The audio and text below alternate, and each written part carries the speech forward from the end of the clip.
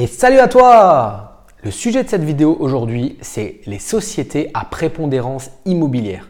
Avant toute chose, tu es libre de t'abonner à ma chaîne YouTube L'Investisseur Boxeur. Tu peux me suivre sur Instagram, sur YouTube, sur Facebook et sur Twitter. Je m'appelle Michael Hartzheim, je suis infirmier libéral, entrepreneur et investisseur immobilier depuis 2012. Je partage avec toi sur cette chaîne YouTube mes investissements immobiliers, je partage avec toi mes défaites comme mes victoires. Tu peux me suivre sur Instagram où je te délivre beaucoup de contenu. J'essaye de faire une ou deux stories et live par jour dans mes chantiers ou alors dans ma vie d'investisseur immobilier.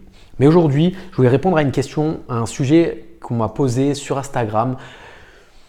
Quelles sont les sociétés que l'on peut utiliser pour faire de l'immobilier? Alors, la première qui me vient à l'esprit, tout de suite là comme ça, la question qu'on me dit toutes les 5 minutes, Michael, est-ce que je dois faire une SCI? Donc la SCI, Société Civile Immobilière. Société Civile Immobilière. Il existe deux sortes de SCI. La Société Civile Immobilière assujettie à l'impôt sur le revenu et la SCI à l'impôt sur les sociétés, assujettie à l'impôt sur les sociétés. Alors, sache que dans une SCI, il faut être minimum 2. C'est une règle, c'est comme ça. La responsabilité est totale, c'est-à-dire que les associés sont responsables totalement des dettes et de ce qu'ils font. Il y a des statuts à mettre en place, tu as un gérant, un co-gérant éventuellement.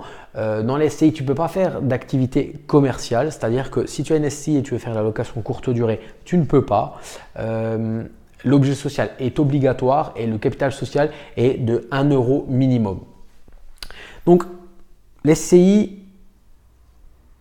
SCI à l'impôt sur le revenu, en gros, c'est l'équivalent à faire de l'indivision avec plusieurs personnes. Mais vu qu'il y a des statuts, les statuts, si tu veux, c'est un règlement intérieur de la société qui dit qui fait quoi, qui dit quelles sont les règles, si tu veux, avec un objet social. L'objet social, par exemple, c'est l'achat et la location d'un bien immobilier.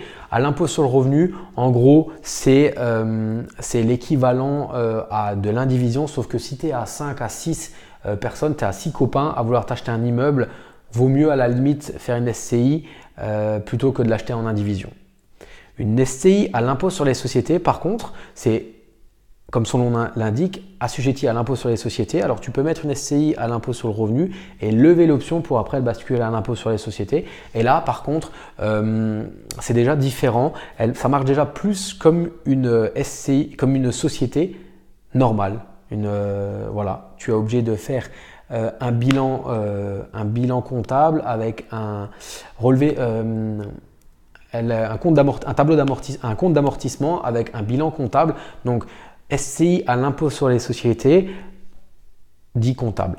Donc, n'importe comment, déjà SCI à l'impôt sur le revenu et SCI à l'impôt sur les sociétés, n'importe comment dit soit notaire, soit avocat fiscaliste, soit comptable, parce qu'il y a une création de SCI. Il faut compter en moyenne entre 800 et 1400 euros. J'ai déjà entendu des 1500 euros. Alors, le mec qui a payé 1500 euros pour créer la SCI, ça coûte un peu cher quand même. Il faut rédiger les statuts, il faut poser les statuts au tribunal, il faut avoir l'extrait cabis et en fonction de ça, après tu as l'extrait cabis. En fait, c'est la carte d'identité d'une société.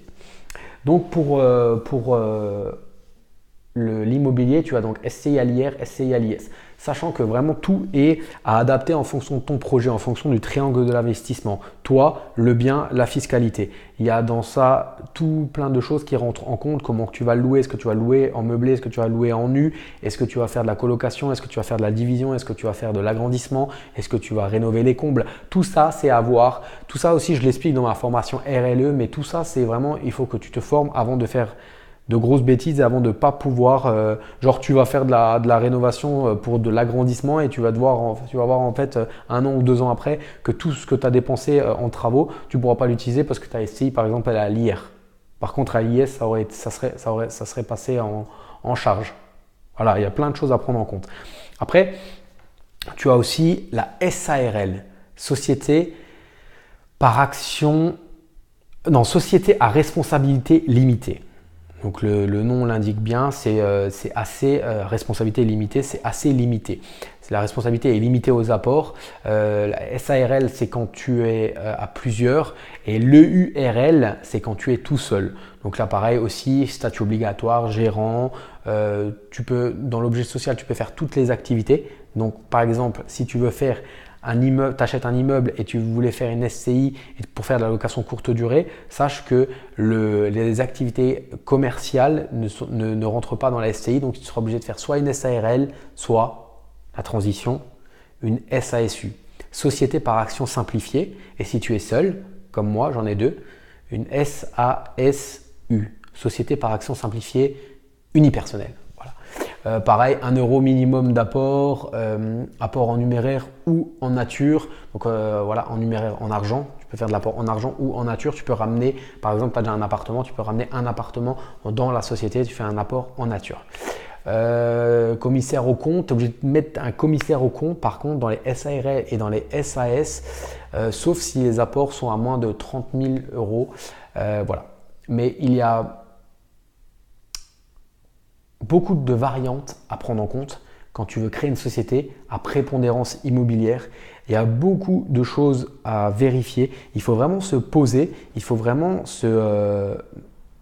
comme dit, se poser 5 minutes et réfléchir qu'est-ce que tu veux faire avec ce bien, dans quel but, quelle est ta stratégie moyen, long terme. Est-ce que tu veux avoir du cash flow tout de suite pour quitter ton job? Est-ce que tu veux réinvestir le cash flow? Est-ce que tu fais du patrimonial? Est-ce que tu fais du meublé? Tout ça, c'est vraiment à prendre en compte, sachant que dans SCI à l'IS, SARL, SAS, il y a un bilan. Donc il faut aussi te dire que tous les ans, en fonction du nombre de biens que tu as, si tu as un immeuble avec 15 lots, le bilan du comptable ne va pas être le même que si tu as un studio. Mais en moyenne, il faut compter entre 700, allez, je vais donner une fourchette grande pour ne pas dire de bêtises, entre 700 et 1200 euros. Donc voilà. Il y a énormément de choses à faire avec les sociétés à prépondérance immobilière, avec les sociétés tout court en France. La France est quand même, on est très imposé fiscalement, on a une grosse pression fiscale en France. Par contre, si on morcelle, on casse tout et on met tout dans des sociétés et on regroupe ces sociétés via une holding, par exemple, c'est juste parfait, quoi. C'est juste le top. Mais il y a toujours un cap à passer, il y a toujours un moment où c'est difficile, c'est le début, mais une fois que tu as tout mis en place, tu encapsules tout dans des sociétés et ça c'est juste magique. Pour ma part, en 2019-2020, je vais avoir 3 voire 4 sociétés en plus, mais j'aurai juste des parts parce que je vais m'associer avec d'autres personnes. Parce que seul on avance vite, moins vite, mais à plusieurs on avance quand même beaucoup plus vite. Et alors, vaut mieux avoir 10% de parts dans une société à 4 millions que 100% des parts dans une société à 400 000 euros. Tu vois. Donc, moi, perso, les sociétés, c'est quelque chose de magique. Il faut juste être en phase avec le fait que tu as des coûts de création et des coûts annuels de bilan. Donc, SARL, seul EURL, SAS, seul SASU, SCI à l'IR, SCI à l'IS. C'est vraiment les 4 sociétés à prépondérance immobilière. Sache que si tu fais aussi du meublé, vaut mieux acheter en nom propre. Tout ça, je te l'explique dans ma formation RLE. Mais voilà, et je te conseille d'aller sur le site du Beaufit, si tu veux en savoir plus sur tout ce qui est société à prépondérance immobilière, parce qu'il faut vraiment que tu te formes. C'est vraiment très important de se former pour ne pas faire d'erreur. Voilà, j'espère que cette vidéo t'aura plu. Tu as un lien aussi en dessous dans la description de cette vidéo où je te donne une formation offerte. Tu as une vidéo par jour, une vidéo tous les 3 jours, pardon, où je te donne les secrets que j'utilise quand je fais une visite dans un bien immobilier, les secrets que j'utilise quand je vais voir le banquier.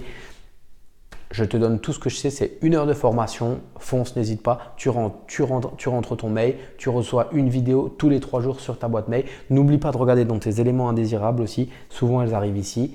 Et je te dis à bientôt pour de nouvelles aventures immobilières et du mindset.